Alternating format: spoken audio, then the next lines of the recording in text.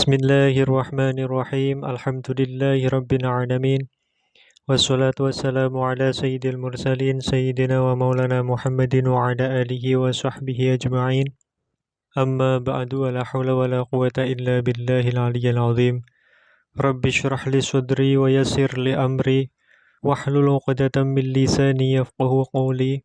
Subhanaka la ilma lana illa ma 'allamtana innaka antal alimul hakim. Allahumma rzuqna fahman nabiyyin wa hifdzal mursalin wa ilhamal malaikatil muqarrabin birahmatika ya arhamar rahimin. Rabbana zidna ilma warzuqna fahma waj'alna minas salihin. Allahumma akhrijna min dhulumatil wahmi wa akrimna bi nuril fahmi waftah alaina bi ma'rifatil ilmi wa nawwir qulubana bi nuri hidayatika kama nawwarta syamsa wal qamar wa sahhil lana abwaaba fadlika ya arhamar rahimin. Amin ya rabbal alamin. Qalal mu'allifu rahimahullahu ta'ala nafa'anallah bi ulumihi wa bi asrarihi fid dharaini amin ya rabbal alamin. Wa yahrumu lan haram bihi sebab haid, ai bil haidi tegese sebab haid, apa ma perkara haruma kang haram, apa ma bil janabati sebab janabah. Minas sholati saking sholat wa ghairiha lan sakliyane sholat. Wa uburul masjidi lan haram apa lewat masjid. In khofat lamun wedi sapa mar'ah talwithahu ing gubrati masjid. Bil musallasati kelawan sa kang den titiki telu. Gubrati bidami kelawan darah. Li ghalabatihi krono nglindhihe adam. Au adami ihkamiha utawa krono ora anane olehe ngukuhake mar'ah asyadda ing naleni. Fa'in aminat mongko lamun aman sapa mar'ah saking talwith jaza mongko wenang. Laha kadue mar'ah opo al-uburu opo liwat kal junubi koyok dene wong kang junub. Wa saumu lan haram opo saum. Wa yajibu lan wajib opo qada'uhu opo ngodoni as-saum. Bi khilafis sholati kelawan berbedani sholat. Fala yajibu mongko ora wajib opo qada'uha opo ngodoni sholat. Lil masyaqqati krono masyaqqat fihi ing dalem qada'iha. Bi kasrotiha kelawan akeh sholat. Wama lan haram opo perkara baina surratiha kang tetep ing dalem antarane surroe mar'ah wa rukbatiha lan dengkule mar'ah. Ai mubasyaratuhu tegese haram opo gegepokan ma biwatoin kelawan wati au khairihi utawa sakliyane wati.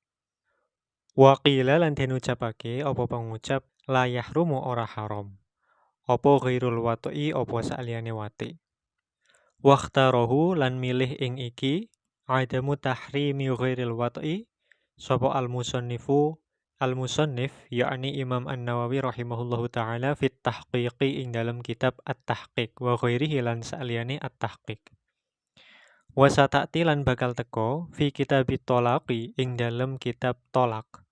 Apa hurmatuhu apa harame at-tolak fi haidi mamsusatin ing dalam haide wadon kang wis den gepok. Litadurruriha krono tompo melarate mamsusah bitulil muddati kelawan dawane mongsone iddah. Fa inna zamanal haidi mongko setuhune zamane haid iku la yuhsabu iku ora diitung apa zamanul haid minal iddati saking iddah. Fa in kanat mongko lamun ono sapa wadon iku hamilan iku wong kang hamil lam yahrum mongko ora haram apa tolakuha apa nolak hamil. Li anna iddataha krono setuhune iddahe hamil iku innama tangqodi angin pestine entek apa iddatuha biwad'il hamli kelawan ngelahirake wetengan. Jadi pada kesempatan kali ini Imam An-Nawawi rahimahullahu ta'ala menjelaskan berkaitan dengan ma yahrumu asna'al haid.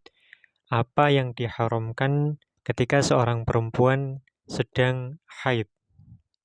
Imam An-Nawawi rahimahullahu ta'ala menyatakan bahwa yang haram bagi perempuan yang sedang haid itu adalah semua perkara yang haram sebab janabah.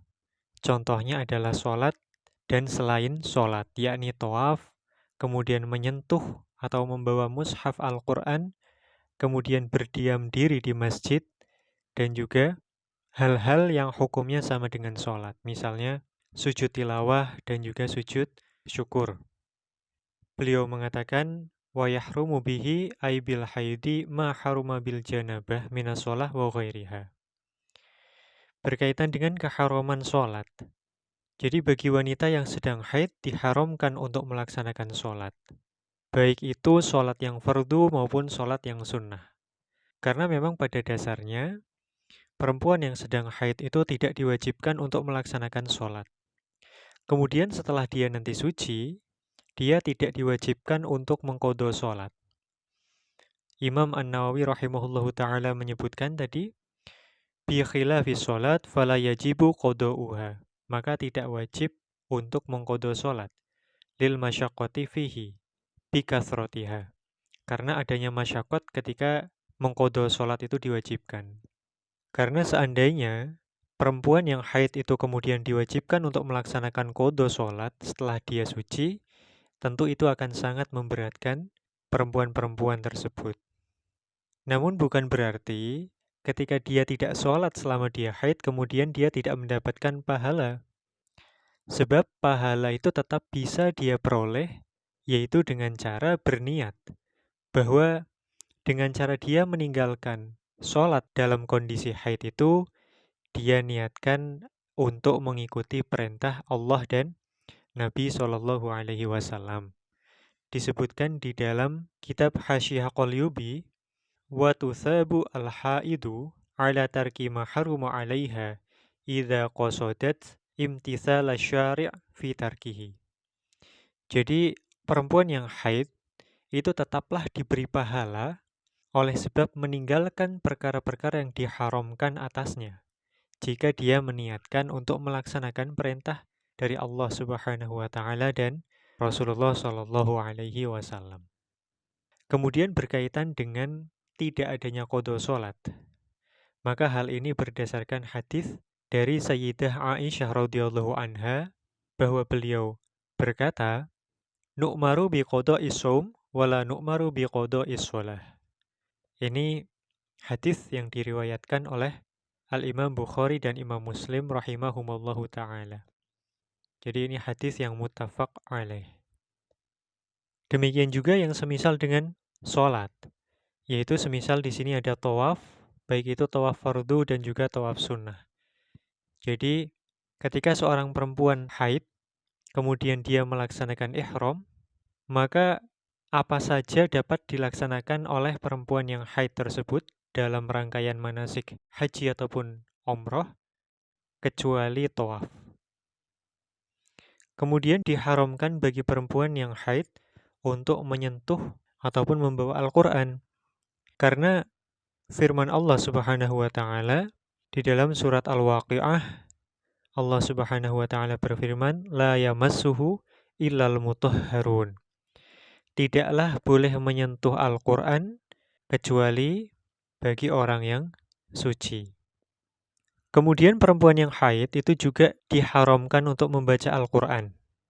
Nah, keharaman membaca Al-Quran ini berdasarkan dari hadis Nabi Shallallahu alaihi wasallam bahwa beliau bersabda, "La yaqra'ul junub walal haidu syai'an minal Qur'an." Tidak boleh membaca Al-Quran bagi orang yang junub dan bagi orang yang haid.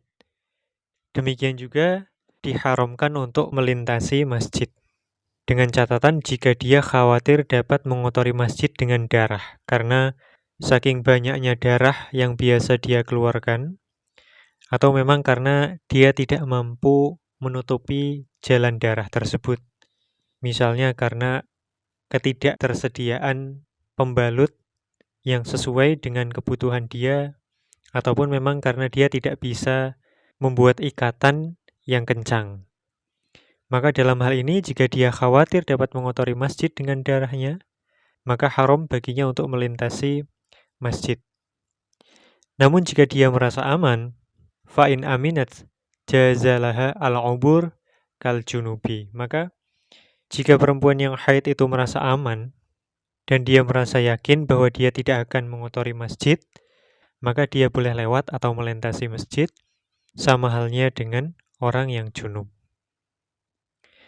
Demikian juga haram berpuasa, baik itu puasa yang wajib ataupun puasa yang sunnah. Hal ini dikarenakan bahwa syarat sahnya puasa itu harus suci dari haid. Namun demikian, jika perempuan yang haid, yang mana haid ini terjadi di bulan Ramadan, maka dia harus mengqadha pada bulan-bulan yang lain, sebelum tiba Ramadan berikutnya. Hal ini berdasarkan hadis yang tadi sudah saya sebutkan, bahwa Sayyidah Aisyah radhiyallahu anha berkata, "Nu'maru biqada'is shaum wala nu'maru biqada'is shalah." Kami diperintahkan, yakni perempuan-perempuan yang haid, diperintahkan untuk mengqadha shaum, tapi tidak diperintahkan untuk mengqadha sholat. Maka penting bagi perempuan untuk bisa mencatat berapa hari yang wajib dia qadha dari puasa Ramadan yang dia tinggalkan oleh sebab haid. Kemudian diharamkan juga sebab haid itu adalah bermesraan di daerah yang ada di antara pusar dan lutut. Wa ma baina surratiha wa rukbatiha, yakni mubasyarah di antara pusar dan lutut. Keharaman ini berdasarkan dari hadis Nabi SAW yang diriwayatkan dari Sayyidina Mu'adz radhiyallahu anhu bahwa beliau pernah bertanya kepada Nabi SAW, sebatas mana sebenarnya anggota yang dihalalkan bagi suami di saat istrinya sedang haid. Maka di dalam hadis tersebut Nabi SAW menjawab, ma fauqal izar. Jadi yang halal bagi suami ketika istrinya haid itu adalah bagian yang ada di atas izar, ada di atas jari atau sarung, yakni berarti di atas pusar dan juga di bawah lutut. Demikian juga jima, termasuk diharamkan ketika perempuan haid. Hal ini berdasarkan firman Allah Subhanahu wa taala, fa'tazilun nisa fil mahid. Jauhilah wanita yang sedang menjalani haid. Jadi tidak boleh melakukan hubungan suami istri ketika perempuan menjalani haid. Haram hukumnya. Namun sebagian ulama menyatakan bahwa yang haram itu hanya wati' saja, hanya berhubungan badan suami istri saja yang haram. Sedangkan kalau bermesraan, selain wati' itu hukumnya tidak haram. Wa qila la yahrumu ghairul wat'i. Bahkan Imam An-Nawawi rahimahullahu ta'ala memilih pendapat tentang tidak haramnya selain wati' ketika istri sedang mengalami haid.